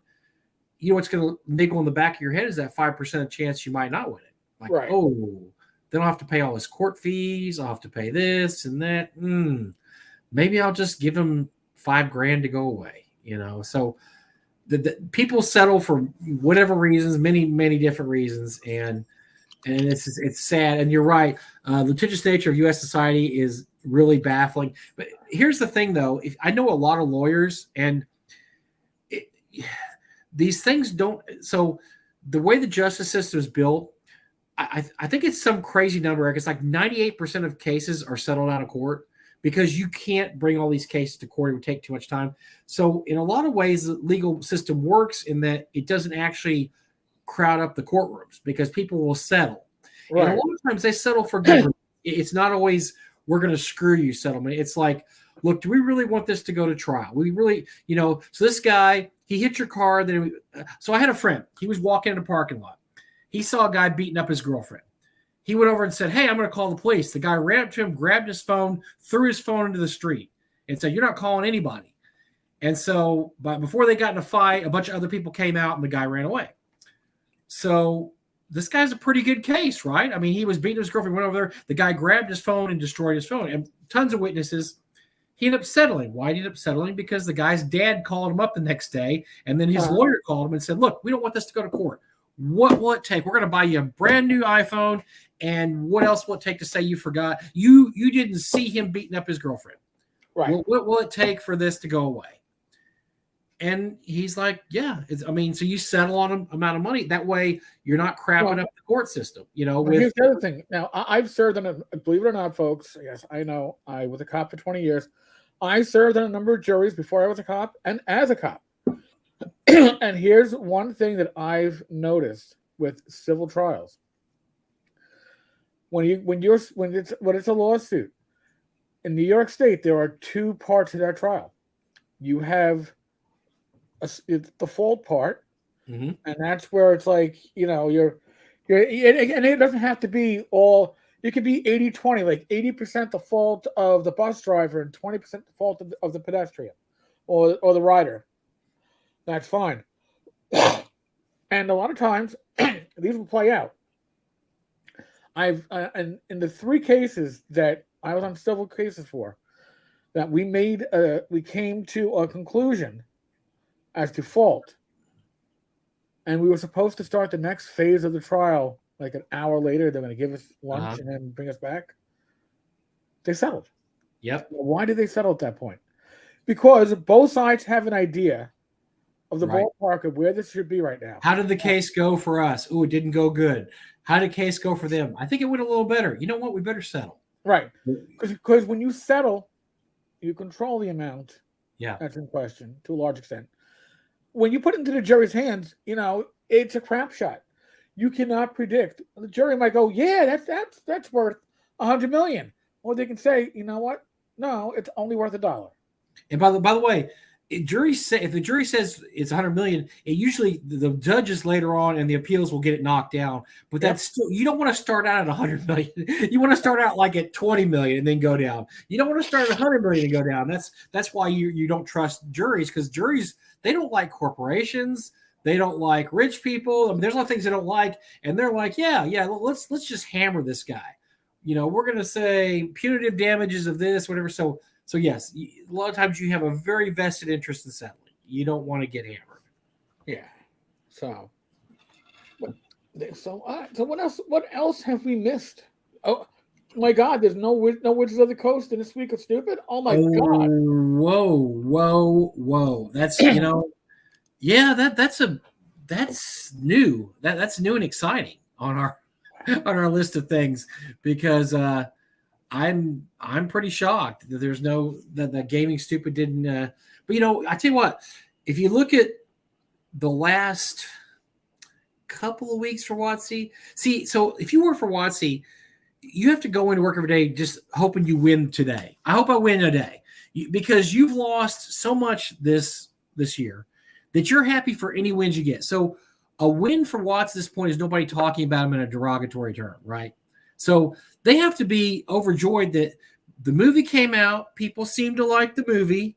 Mm-hmm. They're getting a little bit of goodwill from that, and they really haven't done anything stupid for about 2 weeks. So that is a huge win for them. They have to be sitting there going, oh my God, it's been a great 2 weeks. We have not been treated like a kickball in the schoolyard for the last 2 weeks. We've been very, very quiet. After their stupid Seattle conference that got everybody just couldn't believe how dumb that was, they've had a quiet week. Was that just last week, or that was 2 weeks ago? It seems like it was like yesterday. Yeah, it seems like yesterday, but I think it's been 2 weeks or so when they had their disastrous conference, when instead of talking about their products, all the people wanted to know about if they could get health care, even though they don't work for WotC. Can I get health care even though I don't work for you? Please. Oh, by the way, the K5K. I wonder if settling has the consequence of denying justice. Would a crime still be recorded against the guilty, or are they buying their way out? Thanks for the insight, guys. So, if it's a civil case, there's no guilt or innocence. Okay, that's not what. There's no crime being tried. Civil cases are preponderance of the evidence. So whoever throws the most shit at the wall that sticks and is believed, theoretically, they're the ones that should be victorious, whichever side. When it comes to a criminal case, a lot of them are pled out, and a lot of the pleas are felony charges that get pled to as a misdemeanor. Why? Right. It moves. It's like, oh, it's a low level felony. You're going to get convicted anyway if you go to trial. Why don't you take the lesser charge and not get a felony conviction on your record? Misdemeanor conviction is, felonies take away rights in certain states. Right to bear arms, right to vote, all these things. You sometimes have to appeal to get your rights back. Misdemeanors don't have those issues. So a lot of times that's what will happen, and that's a way to move things through the court system. It has to. Otherwise, the court system would grind to a halt. If everything went to trial, it would grind to an absolute halt. That's the point. I will say that there is a danger to pleading out, and So let's just say a friend of a friend, I'm going to try to disguise as much as possible. They knew somebody who was a Puerto Rican, large city. They were at a gas station with their friends. Something bad happened at the gas station. Police come by, arrest everybody. The Puerto Rican kid didn't do anything. They're going to charge him anyway. And his lawyer says, look, I know you didn't do anything. I believe you didn't do anything. But they're going to put you on trial, and they're going to put this and that, and you might get 5 years in prison. Or or we could plead out this, even though I know you didn't do it, and you're going to get, it's going to be on your record, but you're going to get a year probation. I'm going to advise you to do that because your family's poor. You can't afford me as a lawyer for that long. And if you happen to get convicted, you're going to go to jail for 5 years. And you've probably seen that happen too, Eric. And I mean, it sucks. It really sucks. But unfortunately, that's sometimes the way the court system works, because you're sitting there going, well, I know I'm not guilty. I didn't do it. Well, that's just the way it's going to, they're going to offer you this deal. I would advise you to take this deal.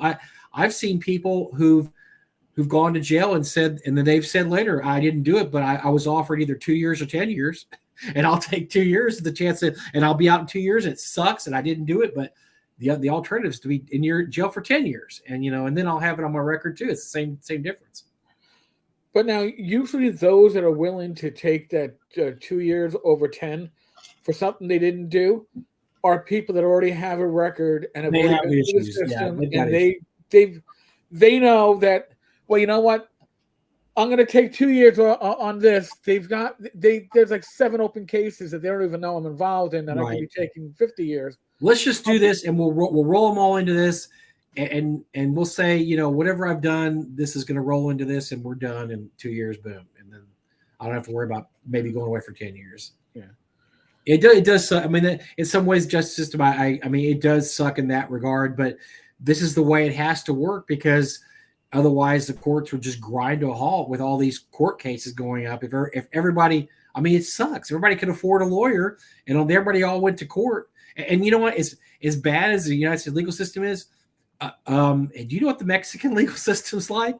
Let me explain to you. You don't get a lawyer. Some people don't know this. You don't get an attorney in the Mexican legal system. There are 5 judges, and they hear your case, and they decide whether or not you're guilty. That is what you get. No jury, and there's no lawyer.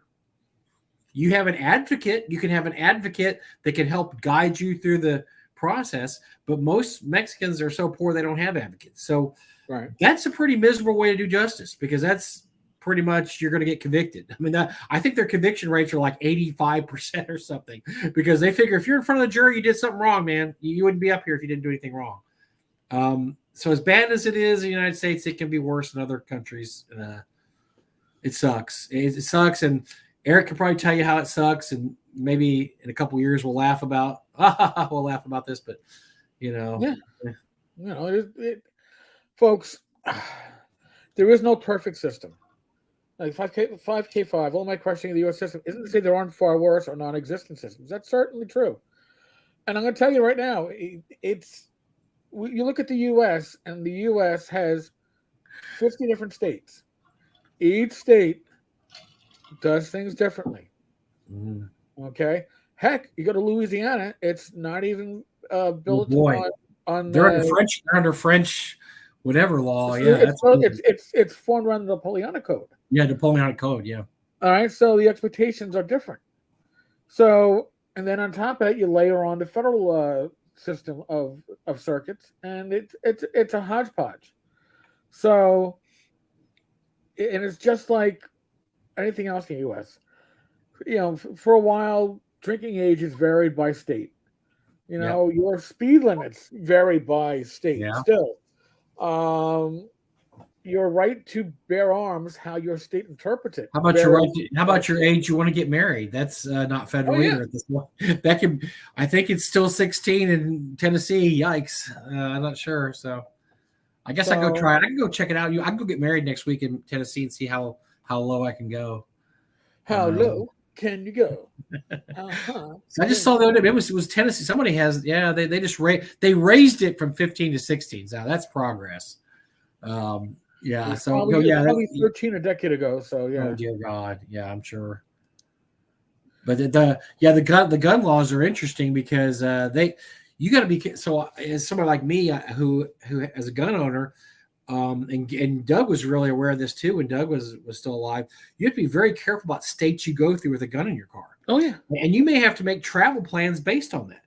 For instance, I stay out of Illinois for a reason. Illinois, I don't have the right to carry my gun there unless I get a special license for there.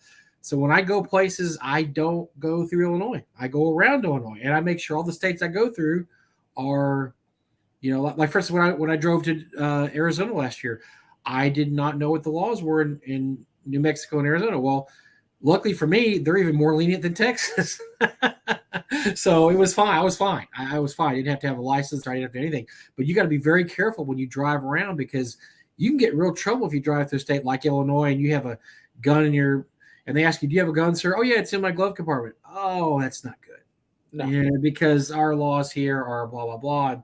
So we're going to confiscate your weapon, and by the way, you're going to go to jail. Yeah, I mean, and folks, listen. There's like the interstate commerce law. I learned this as a cop.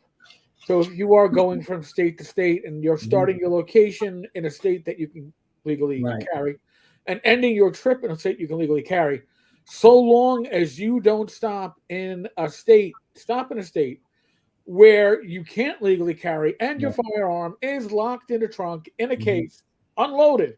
Yep. You can carry it through that state, but when I said Right. you can't stop, you can get gas. Yes. You can pee at a rest stop. Yes. You can't settle down for the night. You can't settle in for a meal. You got to keep it moving. Matter of fact, I remember a story from Gary and Doug. I believe it's when they went to Lake Geneva several years ago to game with Ernie and Jim. When they hit the Illinois border, they had to get out of the car, put their guns, unload their guns, and put them in the trunk, like you said, because Doug was aware of all the state laws, and I believe that was the law in Illinois was that you have to have it locked in your trunk, unloaded.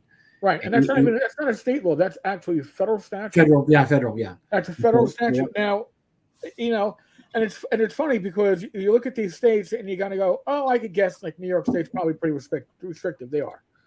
You go, Pennsylvania's right next to them. How restrictive is Pennsylvania? Believe it or not, and most people don't even know this, Pennsylvania is an open carry state. Yeah, Sean is a huge. He knows a lot about guns. So yeah, he's just basically saying what you're saying, Eric. Yeah. Yeah, but no, Pennsylvania is an open. Sean knows the law too. It's weird because Pennsylvania is an open carry state. However, Philadelphia is its own little subsection of the law. Just like New York City, it's its own little subsection of the law. Like if you have a license, at least prior to the recent Supreme Court ruling, that was valid anywhere in the state, unless it was stamped by our commissioner, you couldn't carry in the 5 boroughs. Oh wow! But Pennsylvania, when it says it's an open carry state, it's an open carry state with a huge but, and it's the same but in a lot of other states. Open carry does not mean concealed. And what do they consider concealed? Yeah, they consider concealed in your vehicle. So the moment you take your open carry firearm and it's on your waist, you're not wearing a jacket, you sit in your car, you are now concealed and you're now committing a crime. Wow. So people don't realize that. So you're not gonna. It's like you can walk around your own property with your gun hanging off like you're a cowboy. Right. Maybe depending on where you live in the state, maybe you need that. But the moment you get into your vehicle, it's concealed. So. The Texas just recently passed last year that even without a license, you're able to carry the gun in your car. So it was kind of weird in Texas too. They had you could carry without a license as long as you're going for a destination to destination, and there was all these weird rules connected with it. But now that's all gone. It's just like yes, you can carry it. You can carry a gun without a license. Now it's preferable to have a license, obviously, because you want to be street legal or whatever. But you are allowed to carry without a license and keep it in your car, your place of business, whatever. And I do carry mine when I go to the warehouse at night or some place weird place because you never know. It's always good to hang on to that thing just in case. But yes, it's tricky, man. And there used to be the laws have actually gotten a little better when it comes to carrying. It used to be such a crazy patchwork quilt of state by state. It was nuts, man. It was really, really nuts. Well, there's been a push for the last, 2 decades to get reciprocity between states as a federal mandate. I don't see it happening. Even though it's considered a constitutional right, you don't have a unified view depending on where you are, and the politics on it changes literally on a daily basis as events happen, and then events go down the memory hole, and then they get forgotten. It's crazy, yeah. We have way too much gun violence in this country, and sadly, we have 3 guns for every man, woman, and child that live in this country, which is probably too many. Probably. and you can't get them all. You could decide tomorrow we are going to outlaw guns. Turn in your guns at the local internment center, and nah, it's not going to work. Nope, no, you're gonna have a shooting war before you. So, I don't know what the solution is, and I don't think really a lot of people know, because I don't know what you do with all the guns that are already out there. I mean, there's just so many already out there. Well, here's part of the issue. As I follow it, retired cop. I believe that it's a huge issue. They're always trying to take away the AR type weapons, the assault rifles, not assault rifles, but whatever. They are very rarely used in crimes. They were very rarely used in mass shootings. Most shootings use a weapon that's going to be concealed. My experience as a cop in the South Bronx in the late 90s and early aughts is that when we grabbed somebody with a firearm, and it was used in a crime or not, but somebody had a firearm in the South Bronx, they were never legally carrying. Yeah. The closest we had is an armed guard whose license allowed him to travel strictly from his home to his place of work and then use it at work. Right. That was his carry. He was not allowed to stop on the way to buy crack. Yeah. The moment he stopped to buy crack, his license was no longer valid. Yeah. But, I mean, we didn't encounter people that were lawfully, legally carrying a weapon and using it in a crime. It pretty much doesn't happen. The question becomes, how do you get illegal firearms off the streets? And you can get the legal ones off the streets. It's not going to change your crime stats or your homicide stats. It'll change your suicide stats.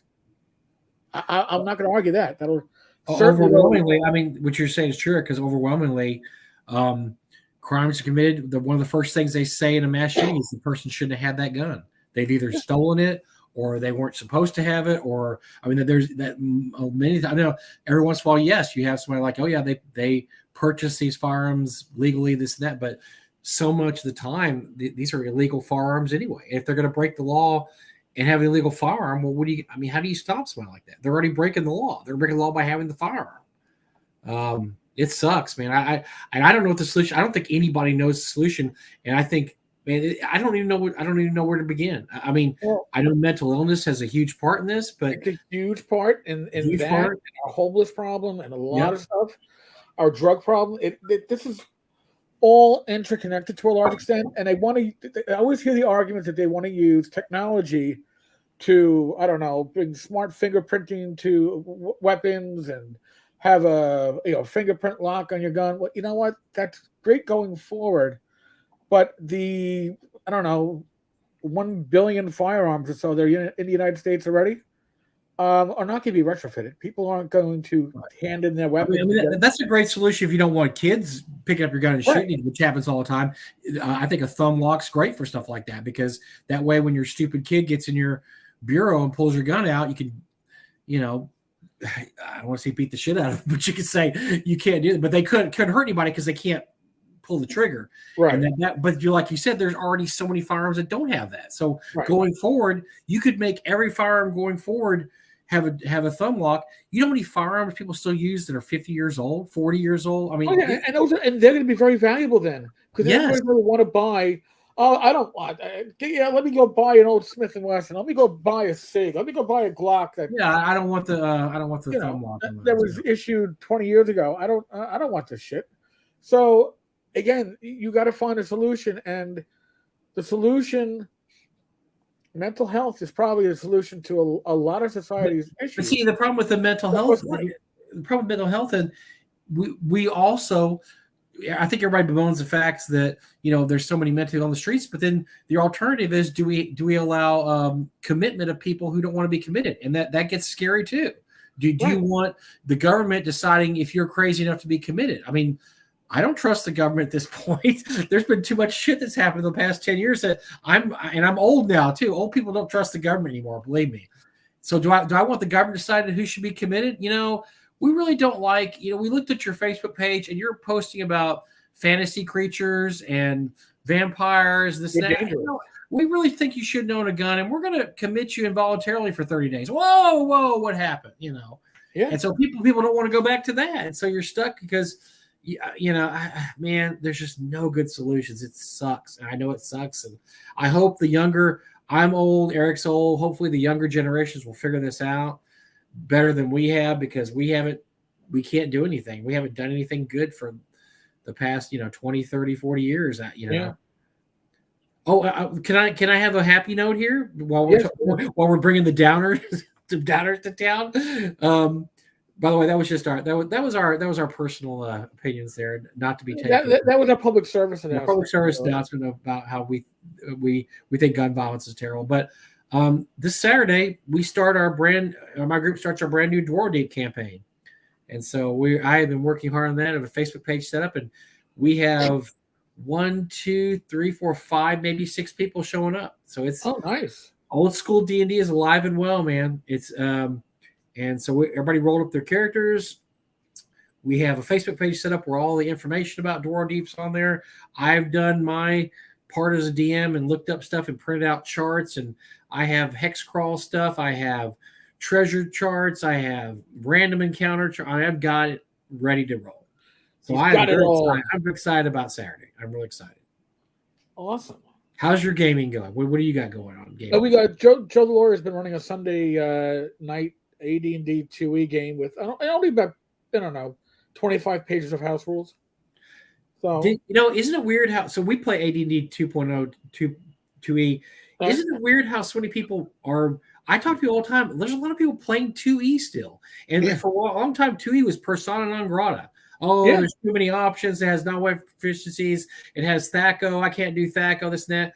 And now when I talk to people, it's like they realize that 2E is just 1E with the edges filed off a little bit. It's right. It's a few extra options. Yeah.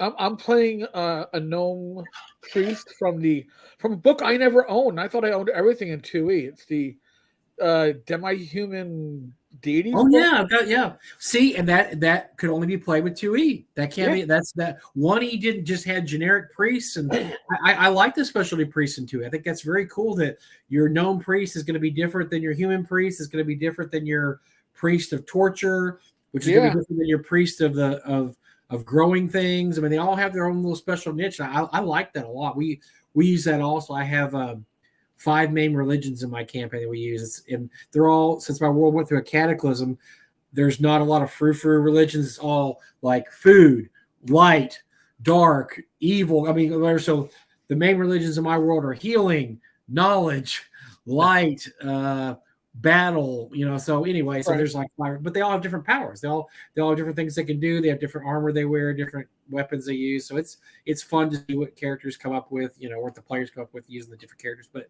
this campaign, so Dwarf Deep is a dwarven city that was destroyed over 200 years ago by Durgar and their allies, and they have recently decided to retake their kingdom, which is a giant. It's like 40 square mile kingdom. It's like if you played the D series, it's like going through those underground, the Dro stuff, going to the vault. Right. That's what Dwarf Deep is like. And so I told the players I'd like you to play at least one dwarven character because you're taking back your homeland, and you can choose whatever you want with your other characters. So they all rolled up 2 characters. Everybody, there's only 2 there's 1 human character and 1 half elf. Everybody else did dwarves. So we have 8 dwarves and 1 human mage because dwarves can't cast spells, and 1 half elven thief, which I think is cool because I've never done anything like that before. I'm basically running an entire dwarven party, so it's going to be a bunch of short fucks running around, do whatever. Nice. And I did make a point that when I posted on the Facebook page that, by the way, just so everybody knows, the movement for dwarves is only 60 feet around, and so if they have heavy armor on, it's half that. So just let you know, you're not running away from anything in Dwarf. You better just be ready to fight because you're short and stocky and you have heavy armor. You ain't going anywhere. You're going to have to fight a lot of stuff. You're not retreating. Wow.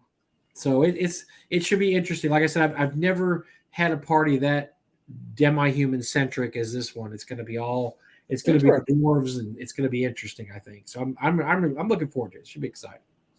Very cool. And so how does on your Joe the Lawyer campaign is Rob playing that one too? Yeah, Rob. I believe Rob's in that game. because I see Rob as a DM. I don't see him as a player. He's a good player. I mean, really? Okay. Yeah, when Greg Christopher did the Aliens one shots or a couple sessions, Rob was spot on. It was really good role play in that. Okay, yeah, he seems like. I mean, he's a dude that knows. I just see him as one of those forever DMs. You know, he just can DM so well. Here's the thing, like our gaming group at its core is a bunch of people who are DMs at their core. So it's great to step back and like me and Tim and Rob and Greg, or Matt, and take a step back and like Joe's running this campaign, and maybe Joe will run it. Joe has visions of running this for like decades. Right. I don't know if I'll be like still playing from like my assisted living. Yeah, we got more time behind us than in front of us. That's kind of tough to think about that. Yeah. So, but it's fun. Well, speaking of Greg, you mentioned Greg. I want everybody to remember, if you are interested in some really, really good game material, check out Greg Christopher's stuff on Drive-Thru. I have been extremely impressed by his material, the stuff I've read, and because he sent us some freebies, and it's really good, folks. He is a very good writer, and I say that I just didn't know. I'd never read anything by Greg, but man, that stuff's good. His Chubby Funster. Oh, his Chubby Funster. His Dark Sun is better than TSR's Dark Sun. I'm going to say it right now. It is. I would play in Greg's. If Greg lived next door and he was running a Dark Sun campaign, I'd be there. Yep. And I don't even like Dark Sun, but I thought his take on it was extremely cool. And what else? Oh, reminder, folks, next week, Luke Gygax. Luke's going to come on. We're going to talk about Gary Con. We're going to talk about why he infected everybody with COVID at Gary Con. No, we're not going to talk about that. And we're going to talk about he has a Kickstarter, his Shentofi. I don't probably pronounce it wrong. Kickstarter. And if he can talk legal issues, we'll talk. I don't know if he can. We don't know if he can or not. But, right. If hopefully everything works out really cool and we have a big celebration next week. It's awesome. So, yes, we'll have Luke next week. And then we have Jeff Jones in May, right? Jeff Jones coming up in May. Hopefully Kelsey coming up at some point in May or June. We could probably get Zach anytime we want because the dude's not doing anything right now. So he's a dime a dozen. We could get him whenever because he's just got very.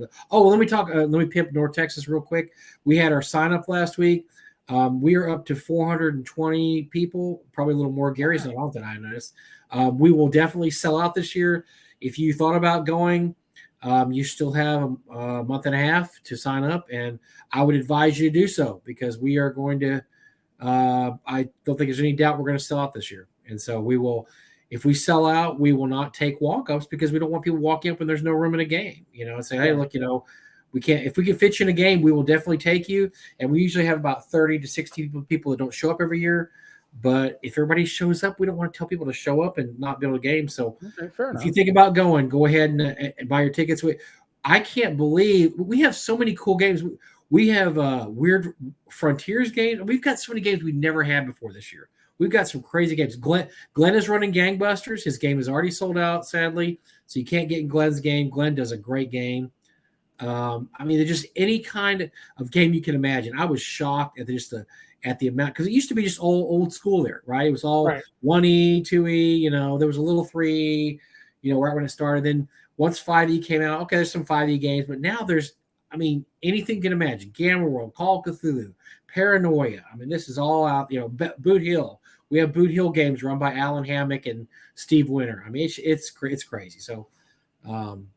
Definitely think about coming if you are interested. Think about signing up in the next week or so. North Texas RPG. I think we did a pretty good job covering. Yeah, that was fun.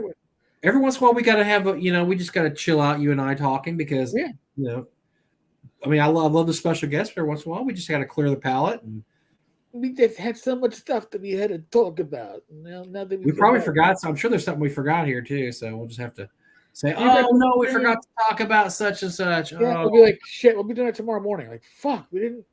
By the way, speaking of, I think announced on the Shadow Dark page, Kelsey's Shadow Dark. They are sending out PDFs, I believe, this week or next week for the Kickstarter. So that's going to I be think cool. it was slightly delayed Yeah, they were delayed, because of but backer kit.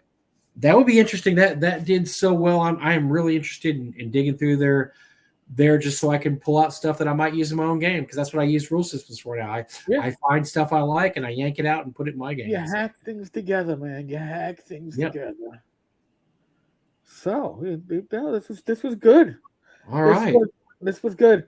Folks, hopefully next week I'll have my floor dried off and I can go back to my little cubby hole upstairs and hopefully I won't be all sinusy again. Yeah, hopefully you get over. Hopefully you don't have COVID and you'll be okay. But even if you get it, hopefully you'll get through it quick. And yeah, they caught it from Gary Kahn.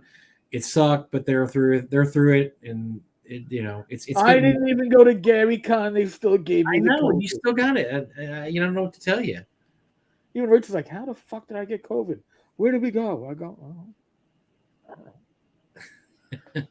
You walk the dog in the park. Who knows, man? Maybe the park is just. You're outside. You should be okay outside. Wherever you go, where'd you go inside? You went someplace inside. They're supposed to. We went to a bar last week. Okay, there you go. Well, that could be 4 or 5 days to incubate. Yeah. There you go. You went to a bar. Yeah. See, I stay out of bars now because I'm married. I don't have to go to bars anymore.